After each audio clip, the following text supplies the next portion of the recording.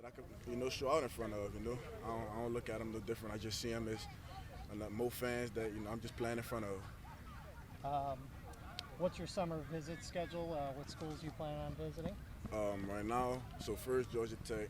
I'm supposed to be setting up a University of Houston, but we don't know about that yet. And then I got TCU at the end of June. All right. When do you plan to announce your college intentions? Before the summer over with. Okay, cool. Have you spoken to any LSU coaches? If so, who the most? I have talked to Coach Peoples, the edge rushing coach, Coach Frank, the assistant head coach. That's the main two I talked to. All right. And finally, what are the top two things you're looking for most in a school? Do they have the major that I'm looking for, and how many people playing the position that I'm trying to play? Because I want to get reps my freshman year so that I could progress early, so that I could be playing at least by my sophomore year. And what's that major? Right now, I'm trying to be a sports agent with like people that deal with like NFL players' money and stuff like that. Because I'm a real money man, so I like money, so I want to deal with some money. All right. Well, when you get your degree, I'll have you handle my money. It's a bet. Nice meeting you. Nice meeting y'all. Corey, when you talk about from where you were this time last year to where you are now, what have been areas of your game you've been most proud of, just kind of strides you've seen, areas of development?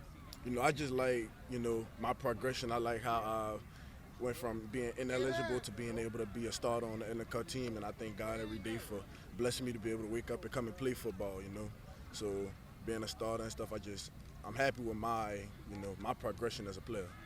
And your recruiting process exploded about this time last year, in the spring, early summer.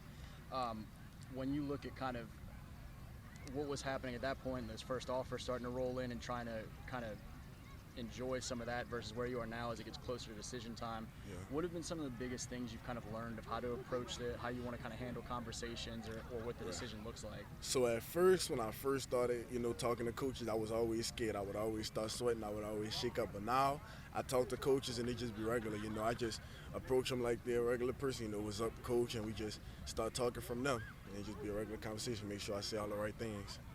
How much do you hear from man-child? LSU's obviously one of the schools that's on you. How much are you hearing from him? Hey, come join this class in Baton Rouge. Or how much do any of you guys in this great senior class kind of talk about what the next level holds for all of y'all? Yeah, man-child, he do tell me, you can come to LSU, but he don't really push it on me because he also want me to make my own decision.